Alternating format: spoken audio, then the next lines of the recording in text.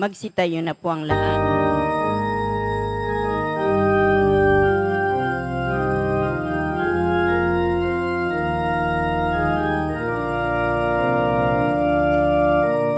Panginoon ay darating, ang pag-ibig niya ay magniningning. Sa harap ng altar, kami lumalapit, umaawit ng masayang papuri. Sa harap ng altar, kami lumalapit, umaawit ng masayang papuri.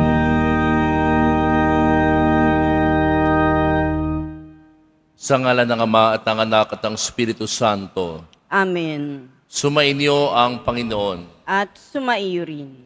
Mga kapatid, aminin natin ang ating mga kasalanan upang tayo maging marapat gumanap sa banal na pagdiriwang.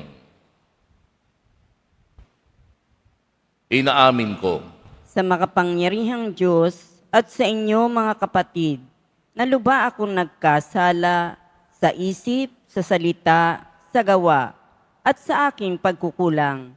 Kaya isinasamo ko sa mahal na Birheng Maria, sa lahat ng mga anghel at mga banal, at sa inyo mga kapatid na ako'y ipanalangin sa Panginoong ating Diyos. kaawaan tayo ng makapangyarihang Diyos, patawarin tayo sa ating mga kasalanan, at patnubayan tayo sa buhay na walang hanggan. Amen. Panginoon, kaawaan mo kami. Panginoon, kaawaan mo kami. Kristo, kaawaan mo kami. Kristo, kaawaan mo kami. Panginoon, kaawaan mo kami. Panginoon, kaawaan mo kami. Manalangin tayo. Ama naming makapangyarihan, minarapat mong mahayag ang iyong kadakilaan sa pagsilang ng mahal na Birhen para sa sanlibutan. Ang dakilang misteryong ito ng pagkakatawan tao ng anak mo ay mapag-ukulan nawa namin ng lubos na pananalig at may pagdiwang namin ng may di magmamaliw na pag-ibig. Sa pamamagitan niya, kasama ng Espiritu Santo, magpa sa walang hanggan. Amen. Magsiupo muna ang lahat. Pagbasa mula sa aklat ng mga hukom. Noong mga araw na iyon, sa bayan ng Zora ay may isang lalaking Manoa ang pangalan, kabilang sa lipi ni Dan. Ang asawa niya ay hindi magkaanak. Minsan, napakita sa babae ang anghel ng Panginoon at sinabi, "Hanggang ngayon wala kang anak, ngunit hindi magtatagal, maglilihi ka at manganganak. Mula ngayon ay huwag kang iinom ng anumang uri ng alak, ni titikim ng anumang bawal na pagkain. Kung maipanganak mo na siya, huwag mong papuputulan ng buhok, pagkat mula pa sa kanyang pagsilang ay itatalaga na siya sa Diyos. Siya ang magsisimulang magligtas sa Israel mula sa mga Filisteo."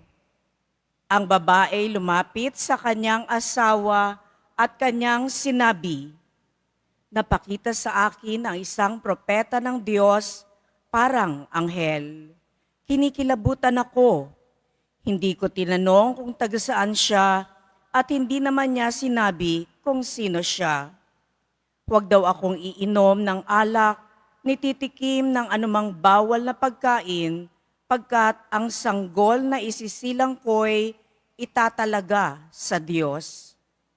Dumating ang araw at nanganak ang asawa ni Manoa.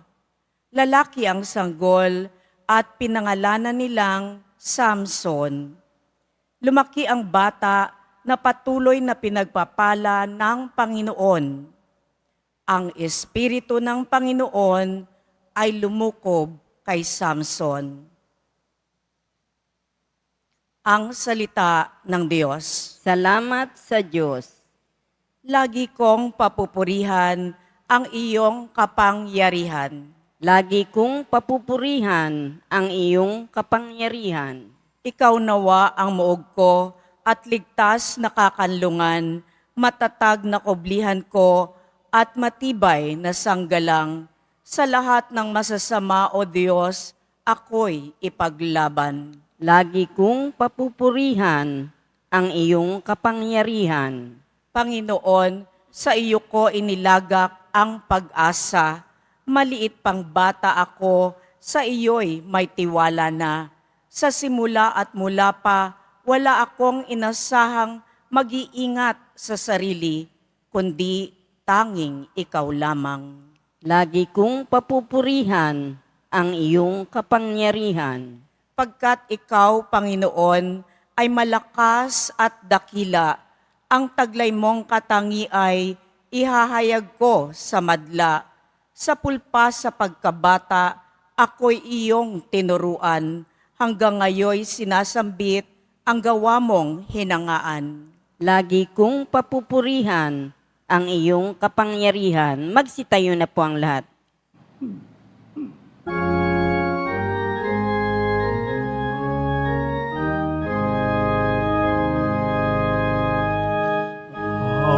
Hallelujah,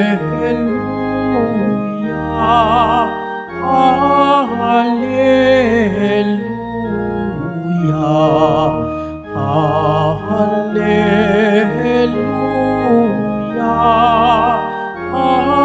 Hallelujah.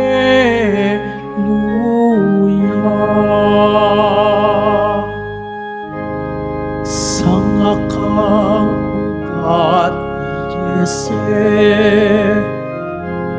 taga-akay ng marami,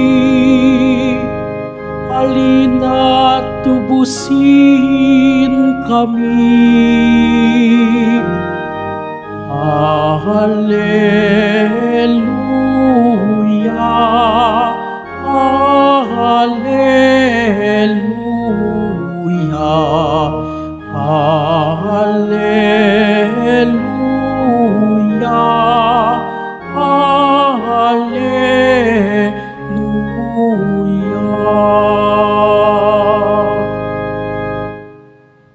Sumainyo ang Panginoon. At sumaiyo rin. Ang mabuting balita ng Panginoon ayon kay San Lucas. Papuri sa iyo, Panginoon.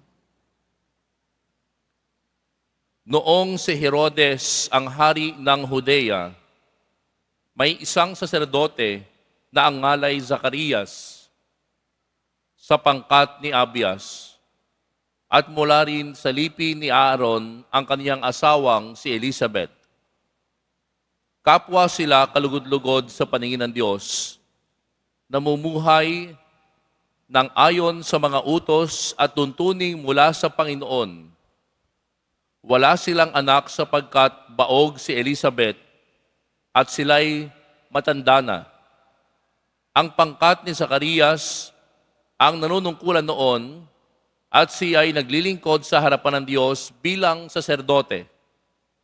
Nang sila'y magsapalaran ayon sa kaugalian ng mga saserdote, siya ang nahirang na maghanda ng kamaniyang.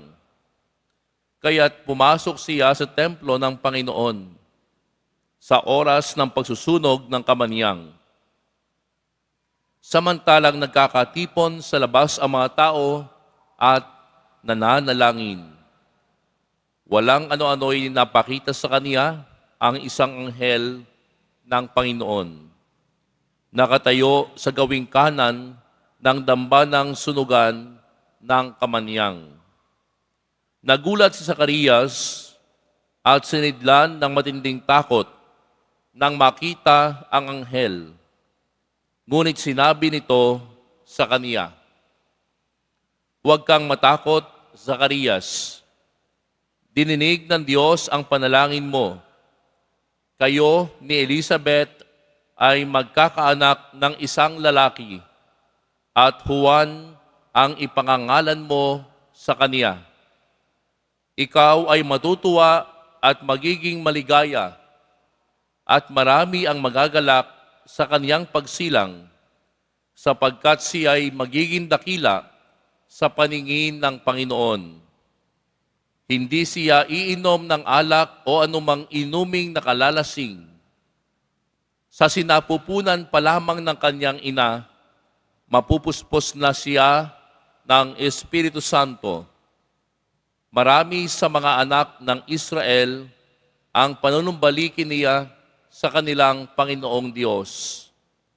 Mauuna siya sa Panginoon, taglay ang espiritu at kapangyarihan ni Elias, upang pagkasunduin ang mga ama at ang mga anak, at panumbalikin sa daan ng matuwid ang mga suwail. Sa gayon, ipaghahanda niya ng isang bayan ang Panginoon. Sinabi ni Zacarias sa anghel, "Paano ko po matitiyak na mangyayari ito? Sapagkat ako'y napakatanda na, at gayon din ang aking asawa." Sumagot ang anghel, "Ako si Gabriel, na naglilingkod sa harapan ng Diyos. Sinugo ako upang ihatid sa iyo ang mabuting balitang sinabi ko na sa iyo. At ngayon, mabibingi ka't hindi makapagsasalita hanggang sa araw na maganap ang mga bagay na ito, sapagkat hindi ka naniwala sa mga sinabi ko na matutupad pagdating ng takdang panahon." Samantala, naghihintay naman kay Zacarias ang mga tao. Nagtaka sila kung bakit nagtagal siya ng gayon sa loob ng templo. Paglabas niya ay hindi na siya makapagsalita. Mga senyas na lamang ang ginagamit niya, kaya natanto nila na nakakita siya ng pangitain at siya'y nanatiling pipi. Nang matapos ang panahon ng kanyang paglilingkod, ay umuwi na siya. Hindi nga nagtagal at naglihi si Elizabeth, at hindi ito umalis ng bahay sa loob ng 5 buwan. "Ngayon nilingap ako ng Panginoon," wika ni Elizabeth. "Ginawa niya ito upang alisin ang aking kadustaan sa harap ng mga tao." Ang mabuting balita ng Panginoon. Pinupuri ka namin, Panginoong Heso Kristo. Magsiupo muna ang lahat. Mga kadiboto, mga kapatid, sa Diyos po ay masasabi talaga nating walang hindi mapangyayari. Sa Diyos ay walang imposible. Ito po ay ating narinig sa ating dalawang pagbasa sa araw na ito. Pareho yung tema ng hindi inaasahang pagbubuntis. Sa unang pagbasa, si Samson. Sa ating ebanghelyo naman, si Juan Bautista. Si Samson na nakatakdang maging tagapagligtas ng Israel sa lumang tipan. Si Juan Bautista naman ang magiging tagapaghanda ng daraanan ng ating Panginoon. Siya ang mauuna upang mangaral sa mga tao at ihanda ang bayan ng Diyos sa pagdating ng Mesiyas. Mga kapatid, ang Diyos ay kumikilos kahit parang imposible na. Sa unang pagbasa po sa aklat ng mga hukom, narinig po natin si Manoah at ang kanyang asawa na baog, walang pag-asang magkaanak Subalit dahil niloob ng Diyos, dumating ang anghel upang sila ay bigyan ng mabuting balita na magkakaroon ng anak. At ang anak nga nila ay si Samson, isang banal na lingkod ng Diyos na magliligtas sa Israel mula sa kamay ng mga Filisteo. Dito po natin nakita at nasaksihan na ipinakita po ng Diyos na walang imposible sa Kanya. Pangalawang punto, sa atin namang ebanghelyo, si Zacarias at si Elizabeth, sila ay mga matutuwid at masunurin sa Panginoon. Ngunit, baog si Elizabeth.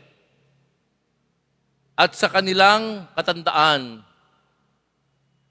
tila ba may isang pinto na bumukas sa mag-asawang ito sa pamamagitan nga po ng pagkakaroon ng isang anak kahit matanda na. Ang Anghel Gabriel ang nagdala ng magandang balitang ito na sila'y magkakaroon ng isang anak at pangangalan ng Juan. Siya ang tagapagpauna ng Panginoon, tagapaghanda sa daraanan ng Panginoon. Kahit maganda yung balita, si Zacarias nag-alinlangan. At dahil dito, dahil sa kanyang pag-aalinlangan, siya ay napipi. Mga kapatid, minsan kahit tayo'y nag-aalinlangan, kahit hindi tayo naniniwala, ang Diyos tutupad at tutupad sa kanyang plano para sa atin. Minsan kasi tayo ang may alinlangan sa ating mga sarili, pero ang Diyos naniniwala sa atin. Mga kapatid, si Juan Bautista po, siya ang magiging lingkod ng Diyos na maghahatid sa mga tao para bumalik sa Panginoon. Yon ang misyon ni Juan Bautista. Kaya nga, mga kapatid, pwede nating pagnilayan na sa Diyos walang imposible sapagkat siya'y tapat. Pangalawa, yung sinabi nating kahit tayo ay may alinlangan sa sarili natin, ang Diyos may tiwala sa iyo. Tapat ang Diyos at ang Diyos ay may tiwala sa iyo. Na pwede tayong gamitin bilang instrumento sa kaniyang magandang plano. Si Manoah at ang kanyang asawa, mga simpleng tao. Si Zacarias at si Elizabeth, mga simpleng tao. Subalit ginamit ng Diyos para sa kanyang magandang plano. Mga kapatid, siguro pwede nating sabihin din na kahit tayo, mga simpleng tao, may nakalaan na plano ang Diyos sa atin. Tayo'y mga instrumento para sa mas malaking plano niya sa bayan ng Diyos. Kapatid, huwag kang magduda na tapat ang Diyos. Kapatid, huwag kang mag-alinlangan sa iyong kakayahan sapagat ang Diyos may tiwala sa iyo. Amen.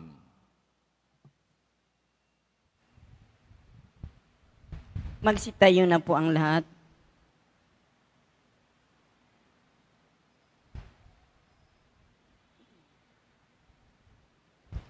Minamahal kong mga kapatid, hindi madadaig sa kagandahang loob ang Diyos. Sa takdang panahon, ipagkakaloob niya ang mga hangarin ng kaniyang bayan. May pagtitiwalang sumamo tayo sa Kaniya. Diyos ng katuparan, pagpalain mo kami. Diyos ng katuparan, pagpalain mo kami. Kahit sa gitna ng mga pag-aalinlangan, naway patuloy tayong magtiwala sa Panginoon. Manalangin tayo. Diyos ng katuparan, pagpalain mo kami. Tulad ni Zacarias at Elizabeth, ang mga magulang naway tanggapin ang masukling ng may pagmamahal at pananagutan. Manalangin tayo. Diyos ng katuparan, pagpalain mo kami. Sa mga kabataan, naway maraming bukas palad na tumugon sa panawagan sa pagpapari at buhay na nakatalaga sa Diyos.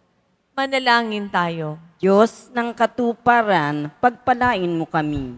Ang mga may sakit naway, pagalingin ng Panginoon at ang mga nasabingit ng kamatayan ay magkaroon ng kapanatagan. Manalangin tayo. Diyos ng katuparan, pagpalain mo kami. Ang mga namayapa naway tanggapin sa kagalakan ng kaharian ng Diyos. Manalangin tayo. Diyos ng katuparan, pagpalain mo kami. Panginoon, puspusin mo kami ng iyong Espiritu, nang sa gayon ay salubungin namin ang aming tagapagligtas ng may galak at sigla.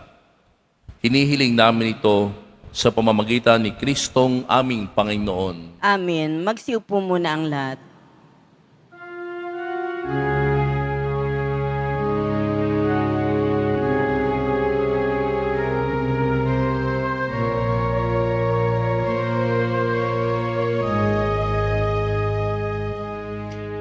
Panginoong Diyos Ama,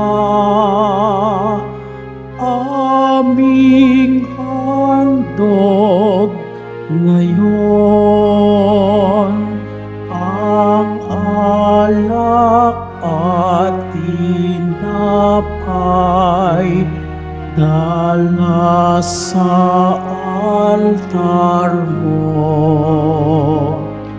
Pati puso namin isip tinataas sa'yo habang naghihintay kami kay Kristong darating.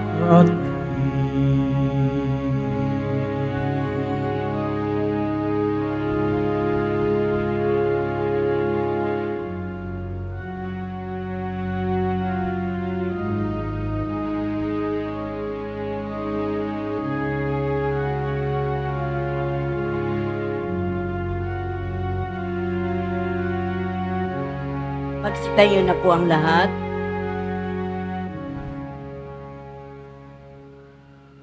Manalangin kayo mga kapatid upang ang paghahain natin ni kalugdan ng Diyos sa mga makapangyarihan. Tanggapin nawa ng Panginoon itong paghahain sa iyong mga kamay, sa kapurihan niya at karangalan, sa ating kapakinabangan at sa buong sambayanan niyang banal. Ama naming lumikha, tunghayan mo ang mga nakahain sa dambana. Itong aming abang na kayanan ay magkamit nawa ng kapupunang kabanalan na idinulot ng iyong kapangyarihan sa pamamagitan ni Jesucristo kasama ng Espiritu Santo, magpa sa walang hanggan. Amen. Sumainyo ang Panginoon. At sumaiyo rin. Itaas sa Diyos ang inyong puso at diwa. Itinaas na namin sa Panginoon. Pasalamatan natin ang Panginoong ating Diyos. Marapat na siya ay pasalamatan. Ama naming makapangyarihan, tunay ngang marapat na ikaw ay aming pasalamatan sa pamamagitan ni Jesucristo na aming Panginoon. Ang pagsusugo mo sa Kanya ay ipinahayag ng lahat ng mga propeta. Ang pagsilang niya'y pinananabikan ng mahal na Birheng Kanyang inang tunay sa kapangyarihan ng Espiritong Banal. Ang pagdating niya'y inilahad ni San Juan Bautista sa kanyang pagbibinyag. Ngayong pinaghahandaan namin ang maligayang araw ng kanyang pagsilang, kami nananabik at nananalangin lubos na makaharap sa kanyang kadakilaan. Kaya kaisa ng mga anghel na nagsisiawit ng papuri sa iyo nang walang humpay sa kalangitan, kami nagbubunyi sa iyong kadakilaan. Santo, Santo, Santo, Panginoong Diyos ng mga hukbo, napupuno ang langit at lupa ng kadakilaan mo, o sana sa kaitaasan. Pinagpala ang naparirito sa ngalan ng Panginoon, o sana sa kaitaasan. Magsilhod po ang lahat. Ama naming banal, ikaw ang bukal ng tanang kabanalan. Kaya't sa pamamagitan ng iyong Espiritu, gawin mong banal ang kaloob na ito upang para sa amin maging katawan at dugo ng aming Panginoong Hesukristo. Bago niya pinagtiis ang kusang loob na maging handog, hinawakan niya ang tinapay, pinasalamatan kaniya, pinaghati-hati niya iyon, iniabot sa kanyang mga alagad at sinabi, "Tanggapin ninyong lahat ito at kanin. Ito ang aking katawan na ihahandog para sa inyo."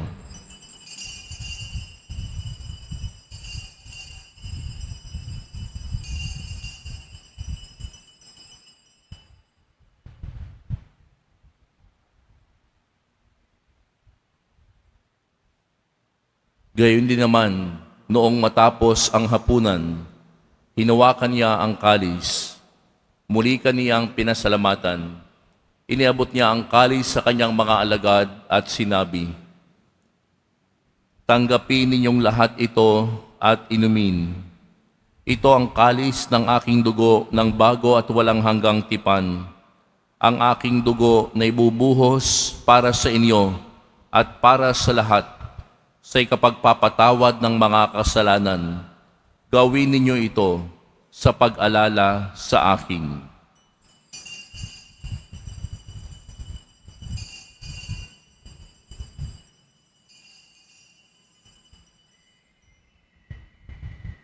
Magsitayo na po ang lahat.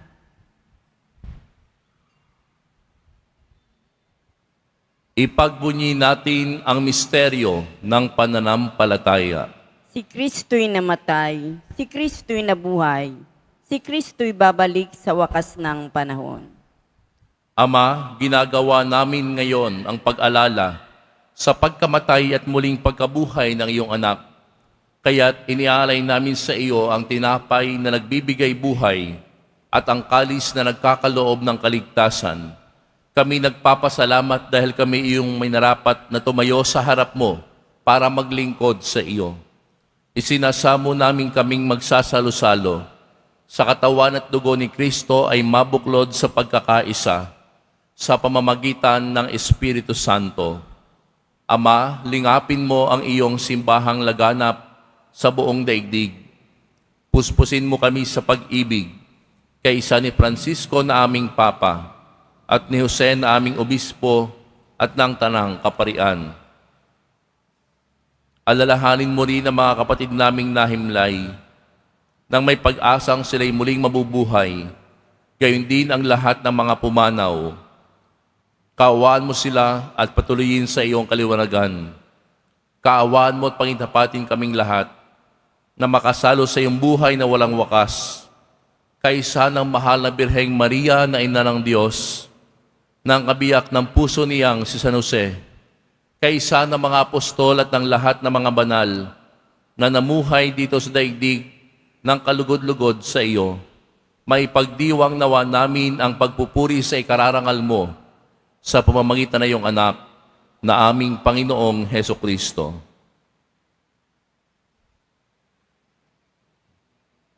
Sa pamamagitan ni Kristo, kasama niya at sa Kaniya, ang lahat ng parangal at papuri ay sa iyo, Diyos amang makapangyarihan, kasama ng Espiritu Santo, magpa sa walang hanggan. Amen. Sa tagubilin ng mga nakagagaling na utos at turo ni Jesus na Panginoon natin at Diyos, ipahayag natin ang lakas loob. Ama namin, sumasalangit ka, sambahin ang ngalan mo, mapasa amin ang kaharian mo, sundin ang loob mo dito sa lupa para nang sa langit. Bigyan mo kami ngayon ng aming kakanin sa araw-araw at patawarin mo kami sa aming mga sala para nang pagpapatawad namin sa nagkakasala sa amin. At huwag mo kaming ipahintulot sa tukso at yadya mo kami sa lahat ng masama. Hinihiling namin kami iadya sa lahat ng masama. Pagkalooban ng kapayapaan araw-araw, iligtas sa kasalanan at ilayo sa lahat ng kapahamakan, samantalang aming pinananabikan ang dakilang araw ng pagpapahayag ng tagapagligtas naming si Heso Kristo. Sapagkat iyo ang kaharian at ang kapangyarihan at ang kapurihan magpakailanman. Amen. Panginoong Heso Kristo, sinabi mo sa iyong mga apostol, kapayapaan ang iniiwan ko sa inyo, ang aking kapayapaan ang ibinibigay ko sa inyo. Tunghayan mo ang aming pananampalataya at huwag ang aming pagkakasala. Pagkalooban mo kami ng kapayapaan at pagkakaisa ayon sa iyong kalooban, kasama ng Espiritu Santo, magpa sa walang hanggan. Amen. Ang kapayapaan ng Panginoon ay laging sumainyo. At sumaiyo rin. Magbigayan kayo ng kapayapaan sa isa't isa.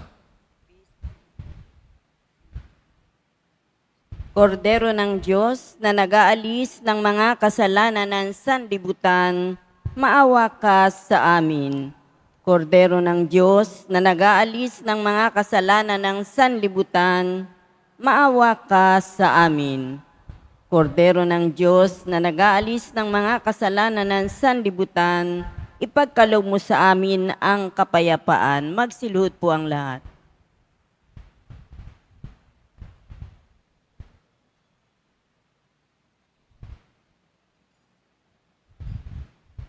Ito ang kordero ng Diyos. Ito ang nag-aalis ng kasalanan ng sanlibutan. Mapalad ang mga inaaniyahan sa kanyang piging. Panginoon, hindi ako karapat-dapat na magpatuloy sa iyo.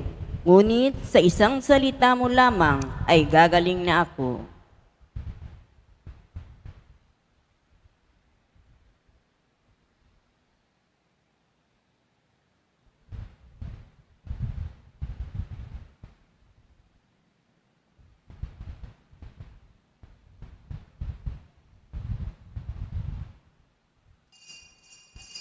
Para sa lahat ng tatanggap ng banal na komunyon, sasagot po tayo ng amin. Pagkasabi ng pari o ng lay minister ng katawan ni Kristo, at isubo agad sa bibig bago umalis sa harapan ng pari o lay minister. Sumunod po tayo.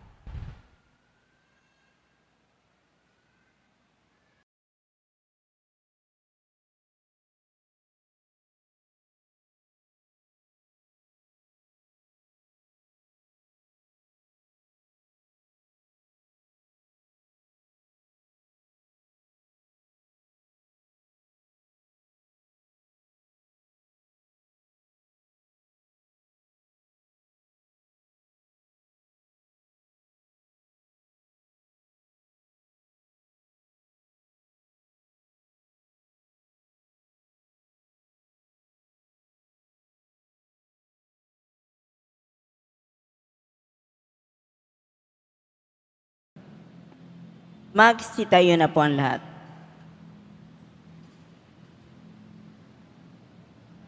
Manalangin tayo. Ama naming mapagmahal, bilang pagtanaw ng utang na loob sa aming pinagsaluhan, kami ay panatilihin mong nananabik sa mga darating mong bigay upang mapaghandaan naming tanggapin ng marangal ang pagsilang ng aming manunubos na mahal, na siyang namamagitan kasama ng Espiritu Santo, magpa sa walang hanggan. Amen. Sumainyo ang Panginoon. At sumaiyo rin. Mahal na poong Jesus Nazareno, inihayag mo sa pamamagitan ng krus ang walang maliw na pag-ibig ng Diyos sa sangkatauhan. Pakinggan mo ang kahilingan, lalo na para sa mga nangangailangan ng iyong tulong at awa. Makamtan nawa namin ang iyong kasagutan na may utang na loob na tinatanaw. Basbasan din po ninyo itong mga imahen at dasalan upang lalo kaming manalangin at magtiwala sa pamamagitan ng bendisyon na ito. Naway lalo kaming maging mapaglingkod masunurin at tapat sa iyo na aming maluwalhating Panginoon magpa sa walang hanggan. Amen. Pagpalain kayo ng makapangyarihang Diyos, Ama at Anak at Espiritu Santo. Amen. Humayo kayong taglay ang kapayapaan ng Poong Jesus Nazareno. Salamat sa Diyos.